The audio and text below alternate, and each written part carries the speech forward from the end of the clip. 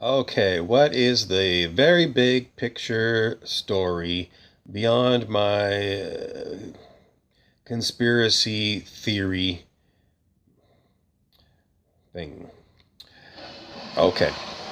Um, I will touch on a lot of things very quickly for you to give you the big picture of everything that's going on. Okay, I'm going to start with HIV. HIV was a engineered bioweapon created by Lytton at Fort Detrick by a man named Dr. Robert Gallo. Gallo used a retrovirus and combined it with a sheep virus and created an HIV virus. This virus, some say, was distributed to the population possibly different ways. One way was through contaminated hepatitis B shots. Could have also been prisoners who were tested with this thing and were released into the general population. And because prisoners use IV drugs and have sex with one another, the thought was that perhaps that's how it got into the general population. Various ways it could have been done, but there's no doubt that, according to the files that are on the internet, that Dr. Robert Gallo did work for Fort Detrick, which is the bioweapons area. The story behind it was when Richard Nixon was president and Henry Kissinger was his Secretary of State, there's a program called Agenda 21, which was some desire to reduce world populations because there was a worry that the population of the planet was going to get too big and there wasn't going to be enough everything for all the people. So they were looking at a way to whittle down on the human population. It's called Agenda 21. And money was given to Fort Detrick to develop this bioweapon. So they took the sheep virus and the retrovirus, created HIV, and then later on, lo and behold, Robert Gallo, same Dr. Robert Gallo, who was working at the Bioweapons Center, was the one who was fighting with the Pasteur Institute of France over who would get the right to patent the HIV virus, because once you patented that, everyone knows that intellectual property is very valuable, and you could go into creating things like AIDS tests and, getting money for this virus thing that you've discovered. So at the root of all evil, this is the root of all evil when it comes to the HIV virus. So, okay, so the other backgrounder is Robert Gallo, as far as I can tell, was an American.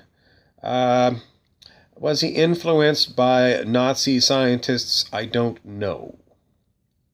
But I would say his ethics of working in creating bioweapons are Nazi-like. And there's no doubt that Project Paperclip, which was the U.S. program to bring Nazi scientists to America after World War II, basically because they were afraid that if they didn't, these Nazi scientists would be scooped up by the Russians and they would go off to do their diabolical experiments with Russia and be used against Americans. So, the logic was either they work for us or they're going to work for the Russians, so let's get them here. And there was also the great fear that the Russians themselves had very good scientists, and they needed as many scientists as they could to balance the terror of the Russians wanting to come and, conquer America. So politically, in that day of age and that level of consciousness, it made sense to do everything you could. And, so they scooped up, the most famous scientist from Nazi Germany was Werner von Braun, who became the head of NASA, the space agency. But there was, I don't know if there's actual numbers because I think it was all highly classified. They took scientists, and no one knows exactly what their political leanings were, but Nazi was what they were, and that is what they brought with them, their Nazi ethics, and certainly brilliance. Everyone knows that the great German scientists of the early 1900s, late 1800s, So, I mean, it was a center where the intellectual brilliance was there. So they wanted these people, and they came. And what all they've done, I think it's all classified. All the kinds of stuff that's very classified. So that's one little piece of it. The big picture is let's go with Earth Ascension. What is Earth Ascension? It is basically when humans wake up to realize what they really are. And it's a very slow process because people are taught incorrect information in the school systems, and it is, you know, people generally are not too interested in science anyway. And what they get, they bury it away, and then they rely upon their doctors to look after them when there's a problem. So they're always looking for somebody to be their expert, and they're not too much interested in doing their own homework. But with Earth Ascension, the idea is that peoples are going to become. It still seems like quite a long shot given the caliber of the average man on the street. Most men on the street, women on the street, are definitely sure that the politicians are not doing them any good. That's pretty easy to convince people about that. I don't think there's too much argument. Sometimes people argue that, one party is better than the other one, and.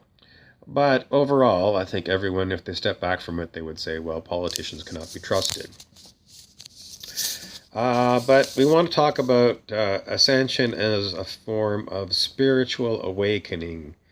There's so much research, and without getting bogged down into it, basically what we're talking about is building your intuition powers. Your powers to allow the great intelligence of all that is to be your guide.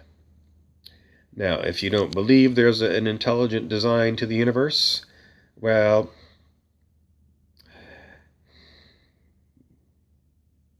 you've got a lot of research to do.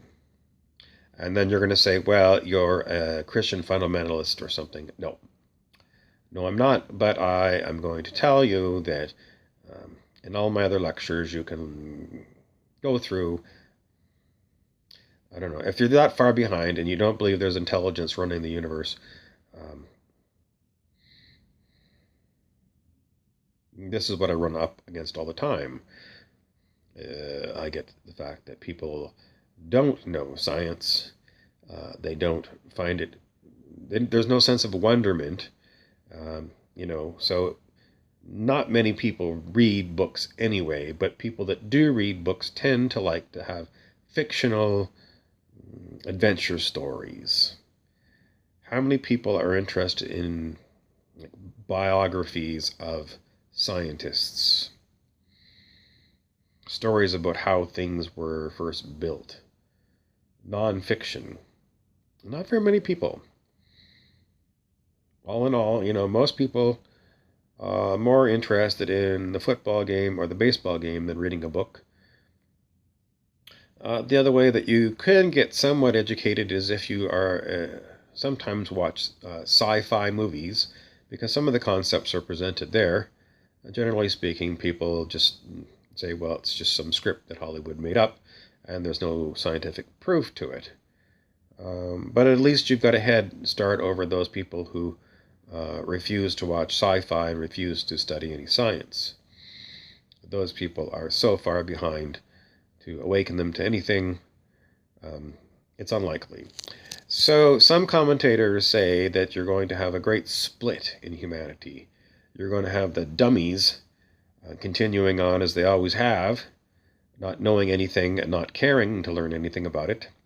And then you're going to have the people who are curious about things, who are going to continually delve into who they are and what everything else is around them, and continuously curious and curious and curious and keep digging and digging and digging. And these people are going to become a different kind of human. And I mean, you already see it in the world as it is today. It's the haves and the have-nots. It's the people who flip burgers at the burger joint versus, I don't know, a professor of engineering at a university. The level of intelligence between these people is incredibly different. And I'm generalities. I mean, perhaps there are some. I did once meet a bartender who was, he had a PhD and I don't know what, but generally speaking, we're talking about different classes of people, different classes of intelligence, and why is that? It's just the human nature that certain people are born with, and I don't know. I mean, even within the same family, some people uh, are just very much interested in learning, and in the same family, other ones not at all. So I wouldn't say it's genetics. It's something else that people are born with, and it's just. Can you develop in certain people? I don't know. You just remember back to your school days, and some people were just not interested in learning anything. But quite often, those people were what you call street smart and did very well in society because um, what they were good at was whatever they could get into to make money. As long as there was dollar signs on it, that's what their interest would be. And so, some of those people made out very well, even though their scientific knowledge is very low, other than what they picked up in maybe odd movies and things. Okay, so the Great Split is where um, the stupid remain as they always were, and the smart um, become even smarter. And that is why we have these ideas on YouTube that there's going to be a great split among the population of the planet. Some people are going to ascend. What does ascend mean? Um, well, just think differently, I think, is the easiest way to look at it. I mean, there's some really weird speculation that some of these people are going to actually disappear from view from others. Um, but let's just leave it at just having completely different ways of looking at reality. And so, if you have a higher dimensional viewpoint of reality, you might see the same things with your eyes as your neighbor, but you are going to interpret them completely differently. And it's because you've done so much research, you've got different ways of looking at these things. So the alternative is to follow along with the idea that these smarter people are actually going to become something different altogether. And then it gets kooky, like maybe they're going to develop superpowers or something through either technology or just an increase in their gifts or something.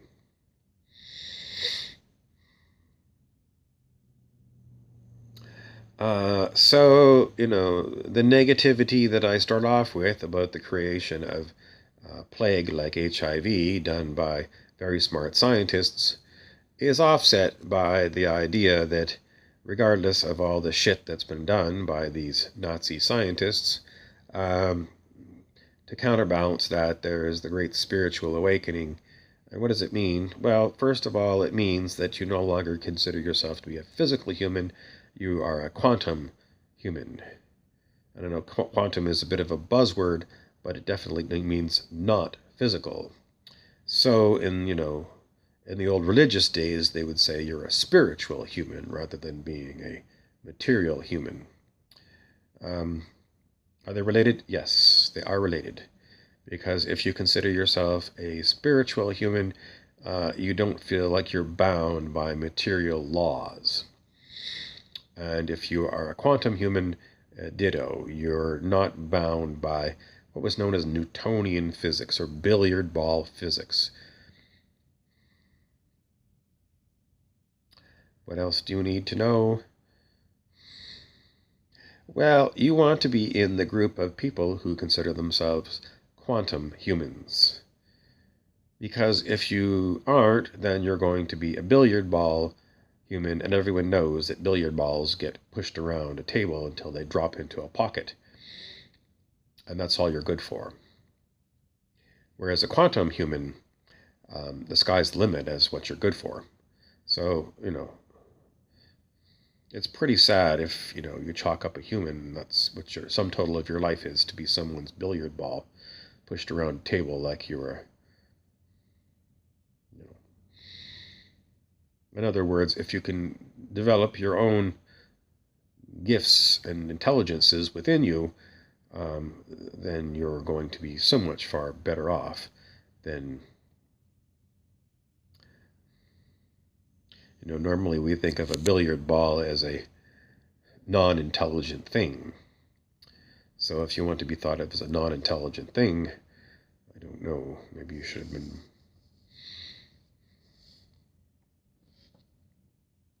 Well, anyway, that is your introduction. And how are you going to become curious about being a quantum human? Well, there is so much videos, and there is all kinds of bullshit and bafflegap about it. So follow me, because I will drag you through the mud. And if you can figure out what I'm saying, you will become a quantum human. And if you can't, then you might as well go back to watching football and baseball and stay a billiard ball. I'm Harry Weaver, the narrator for Infinite Law of 99.